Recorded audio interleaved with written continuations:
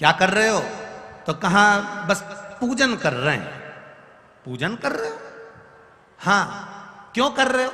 हमारे दादाजी करते थे, 2 अगरबत्ती वो दुकान पर आके अगरबत्ती लगाते थे तो हमने भी लगाना चालू कर दी। हमारे दादाजी दुकान पे आके झाड़ू लगाते थे तो हमने भी लगाना चालू कर दी। हमारे दादाजी ऐसा करते थे तो हमने भी ऐसा करना चालू कर दिया। कभी विचार करो, अभी तक हम यही कर रहे थे। आंवले के पेड़ की पूजन क्यों करते हो? हमारी सास करती थी। पीपल के पेड़ की पूजन क्यों करते हो? हमारी सास करती थी। तुम समझो तो सही कि तुम क्यों कर रहे हो, उसका कारण क्या है? क्यों शंकर के मंदिर में लोग नहीं जान पाते थे? पहले शिव जी के मंदिर में गए, जल चढ़ाया, आ गए। अब लोगों को समझ में आ गया अशोक सुंदरी की जगह कौन सी है। समझ में आया कि नहीं आया? अब लोगों को समझ में आ गया गणेश जी का स्थान कौन सा है। अब लोगों को समझ में आ गया कार्तिकेय का स्थान कौन सा है। अब लोगों को समझ में आ गया कि जो शिवलिंग शंकर भगवान का शिवलिंग जहां रखा रहता है ये जलाधारी नहीं है, ये क्या है? माता पार्वती जी का हस्त कमल है। तो लोगों को समझ में आ गया कि ये जलाधारी नहीं है, ये माता पार्वती जी का हस्त कमल है। पहले दुनिया के लोग दिया जलता हुआ इसी पे रख देते थे, नारियल इसी पे रख देते थे, सामान इसी पे रख देते थे, कंकु का चोपड़ा इसी पे रख देते थे, फूल की डलिया इसी पे रख देते थे। पर अब लोगों को मालूम पड़ गया कि शंकर जी की पूजन कर रहे हो, जलता हुआ दिया अगर तुमने इस जलाधारी पर रखा या डलिया रखी या कोई सामान तुमने इस पे रखा, यहां तक शास्त्र कहता है कि पशुपति व्रत करने वाली माताएं, भाई, बंधु, बच्चे जो नरियल रखते हैं 5वें व्रत में, वो नरियल भी इस जलाधारी पर नहीं रखाता। अगर जलाधारी पर रखाता है तो हमारा कार्य सफल नहीं होता, उसके सामने नीचे रखाता।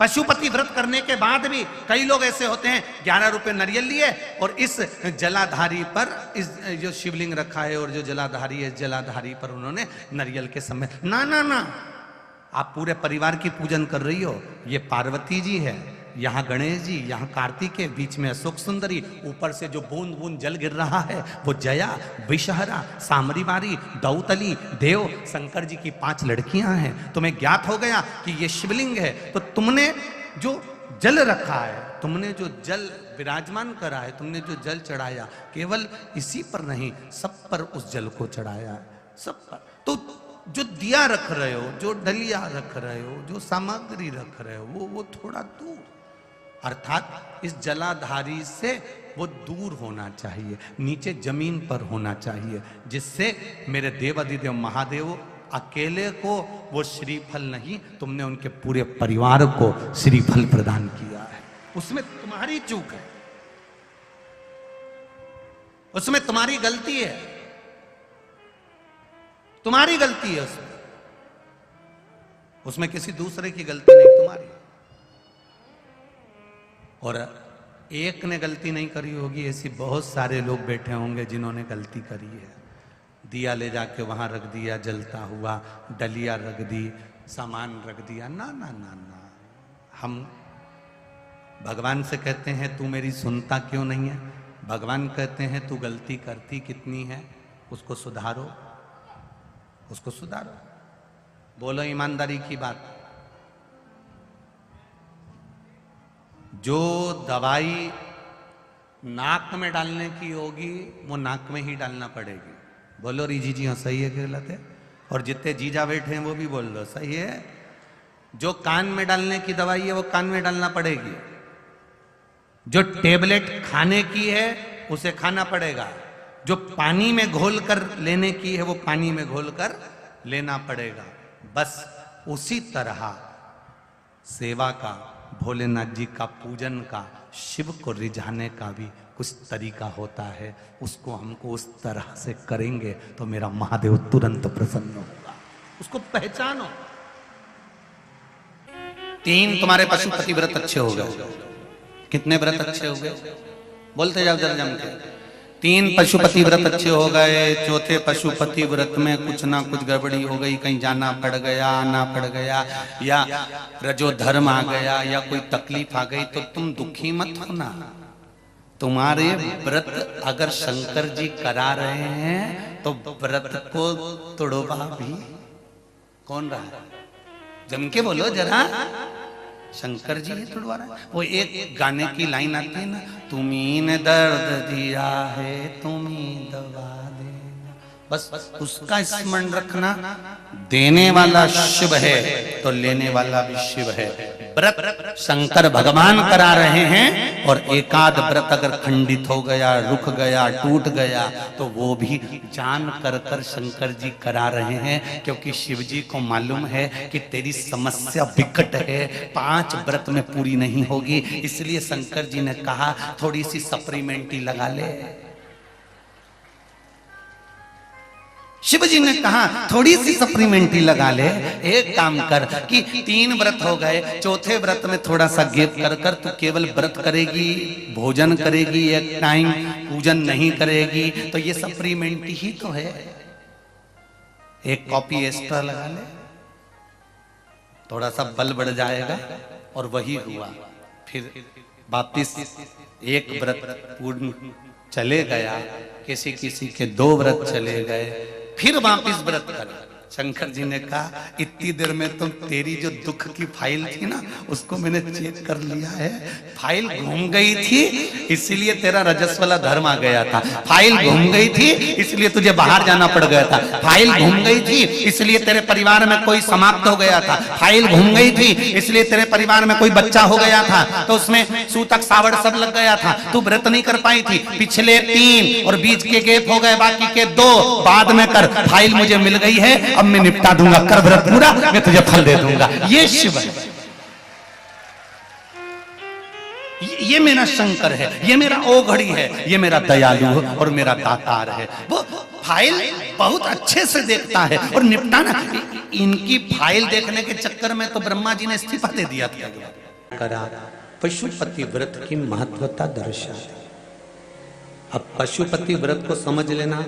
कई माताएं गलती करती हैं, कई माताएं व्रत को नए नए तरह से करती हैं, कोई कुछ बताता है, कोई कुछ बताता है, कोई कुछ बताता है। उस व्रत को आप समझ लीजिए, पशुपति व्रत को। पशुपति व्रत 5 सोमवार का होता है। कितने सोमवार होते हैं अच्छे से समझ लेना। 5 सोमवार का व्रत है। आज अष्टमी का दिन आप लोग अच्छे से समझ लोगे तो आपको फिर कोई ये नहीं होगा कि मैंने व्रत करा और मेरा काम क्यों नहीं हुआ। उसमें अपने को अपनी गलती छांटना है कि गलती कहां हो गई। पशुपति व्रत 5 सोमवार का होता है। बीच में किसी सोमवार पर यदि एकादशी पड़ जाए या कोई तीज पड़ गई या कोई त्योहार पड़ गया, कोई नवरात्रि का व्रत कर रहे हो या कोई त्योहार का व्रत कर रहे हो या कोई तिथि का व्रत कर रहे हो और उस दिन सोमवार पड़ गया, अब आपने विचार करा कि मेरा पशुपति का भी व्रत है और साथ में तीज का भी व्रत है, तो कौन सा व्रत करूं मैं? तो उस समय पर आपको पशुपति व्रत छोड़ देना चाहिए। फिर आप तीज का व्रत कर लो, या चतुर्थी का करती हो तो चतुर्थी का कर लो, छठ का करती हो तो छठ का कर लो, नवरात्र के व्रत करती हो तो नवरात्र के कर लो। 5 व्रत पशुपति होते हैं। व्रत करने के लिए जब आप निश्चित करें कि मुझे इस सोमवार से पशुपतिनाथ के व्रत करना है, जीजियों भाइयों ध्यान रखना, उस दिन सुबह स्नान करने के बाद में बड़े प्रेम से पूजन की थाली लगा लो, उसमें चंदन, अबीर, गुलाल, जो भी आप रखना चाहें, रौली, चावल, मूली, जनेऊ, पंचामृत, चाहो तो अलग अलग ले जाओ, चाहो तो एक साथ मिलाकर ले जाओ। भगवान शंकर की पूजन करो सुबह के समय पर और शिव जी का पूजन कर कर, आराधना कर कर भगवान शंकर से प्रार्थना करो, हे शिव जी, हे ओगड़दानी, हे त्रिकालदर्शी, हे कैलाशी, अविनाशी, आज से मैंने पशुपति व्रत प्रारंभ करे। बाबा मेरा ये व्रत इस कार्य के लिए मैं कर रही हूं, आप स्वीकार करना, बाबा को निवेदन करना। पूजन का सामान थाली में उतना लेकर जाना कि सुबह भी काम आ जाए और शाम को भी काम आ जाए। अलग से पूजन का साहित्य हमें शाम को अलग से नहीं रखना है। थाली में उतना ही रख के ले जाओ जितना सुबह भी काम आए और शाम को भी काम आए। बाबा को निवेदन कर कर पूजा की थाली वापस ले आओ। शाम के समय पर घर में मीठा बनाओ, 6 दिए रखो थाली के अंदर घी के, और दिए रखकर मीठा ले जाकर मंदिर में पूजन करो। शाम को स्नान कराने की जरूरत नहीं, पंचामृत स्नान की जरूरत नहीं है। शाम को तो केवल जल का छींटा दे दो, पंचामृत का छींटा दे दो। बाबा की पूजन करो। पूजन कर कर प्रसाद के पहले 3 हिस्से करो। 3 हिस्से करने के बाद फिर आप दिया लगाइए। फिर बाबा को कितने दिए लगाना है? जम के बोलो। 5 दिए लगाना है आपको शंकर भगवान को। 5 दिए लगाइए। एक एक दिया जलाते जाएं और शंकर भगवान से पहले सोमवार को दिया जलाते समय अपने हृदय की बात कहते जाएं। 5 दिए पूरे हो जाएं। छठा दिया जलाना नहीं है, उसको थाली में वापस रख लेना। दिए को थाली से नीचे उतारना जरूर। कौन से दिए को? जम के बोलो जरा। छठे दिए को मंदिर में उतारना जरूर और फिर वापस थाली में रख लेना है। प्रसाद 2 हिस्से मंदिर में छोड़ना है, 1 हिस्सा थाली में रख के ले आना है। पूजन कर कर बाबा को निवेदन कर कर वापिस आइए। शाम को जब घर में प्रवेश करो, सीधे हाथ की ओर घर में अंदर जाते समय अपना जो राइट हैंड हो, अपना जो सीधा हाथ हो, उस ओर बैठो और बैठने के बाद उस दिए को प्रकट कर लो, प्रज्वलित कर लो। वहां पर भी शिव जी से प्रार्थना करो, हमारा यह कार्य है सफल करिएगा। बाबा से निवेदन करके घर के अंदर प्रवेश कर जाओ। भोजन जब जीमने के लिए बैठो, भोजन करने के लिए बैठो, सबसे पहले जो प्रसाद लेकर आए हो उस प्रसाद को खाइए। जो प्रसाद आप लेकर आए उस प्रसाद में से किसी को नहीं देना है आपको, अकेले खाना।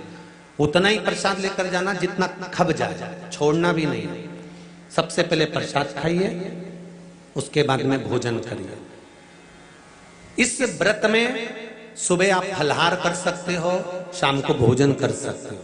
भोजन में ये जरूरी नहीं है कि मीठा ही खाना है, नमकीन भोजन भी कर सकते हो। बस मीठा कब खाना है? जब प्रसाद का 1 हिस्सा लेकर आओ तो वो 1 हिस्सा आप खाओ। उसके बाद में जब भोजन करो तो नमक का करो, कोई मना नहीं, मिर्ची का करो, पर उसमें दिखावा ना करो और भोजन करें। ऐसे 5वां जब सोमवार आ जाए, बीच में अगर कोई सोमवार छूट भी जाए तो व्रत करना, पूजन मत करना। कोई रजो धर्म आ गया, रजस वाला धर्म आ गया, कोई कार्य आ गया तो उसमें पूजन करना।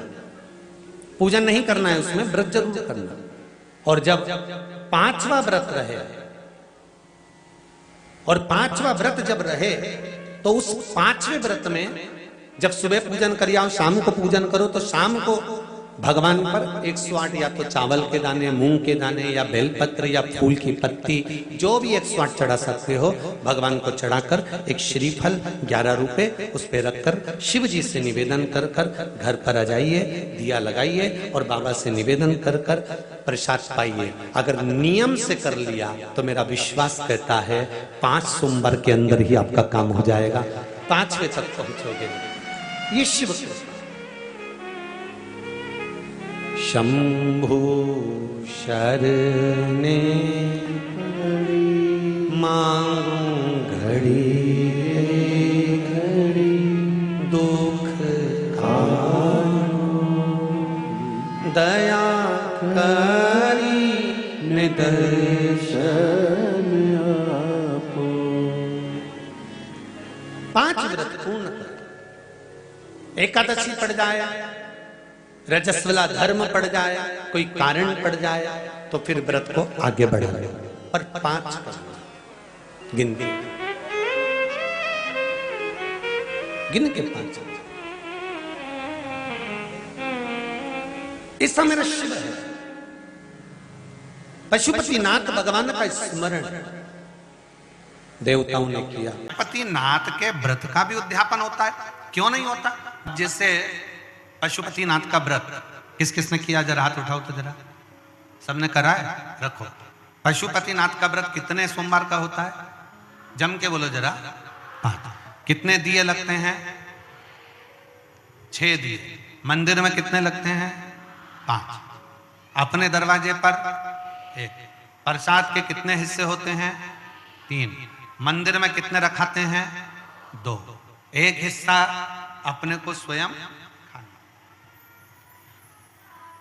अब कई लोगों के मन में एक प्रश्न अड़ता है कि गुरुजी हमने 5 व्रत करे, अगर संतोषी माता का व्रत करते हैं तो उसका उद्यापन होता है, लक्ष्मी जी का वैभव लक्ष्मी व्रत करते हैं तो उसका उद्यापन होता है, हम गुरुवार का व्रत करते हैं तो उसका उद्यापन होता है, सोमवार का व्रत करते हैं उसका उद्यापन होता है, प्रदोष का व्रत करते हैं उसका उद्यापन होता है, एकादशी का व्रत करते हैं उसका उद्यापन होता है, हम देवी जी का व्रत करते हैं नवरात्रि का उसका भी उद्यापन होता है, करवा चौथ का व्रत करते हैं चतुर्थी का उसका भी उद्यापन होता है, तीज करते हैं तो तीज का उद्यापन भी होता है, छठ करते हैं तो छठ का उद्यापन भी होता है। तो पशुपति नाथ के व्रत का भी उद्यापन होता है, क्यों नहीं होता? जब एक व्रत आप चालू करते हो और 5वां व्रत जब आपका पूर्ण होता है, तब 5वें व्रत पर जब आप श्रीफल, भेंट और 108 चावल के दाने या बेलपत्री या फूल की पंखड़ी या कुछ भी सामग्री, मूंग आदि कुछ भी शंकर जी को जो आप समर्पित करते हो, 108 चावल के दाने, 108 पत्तियां, वो एक साथ नहीं चढ़ाए जाते।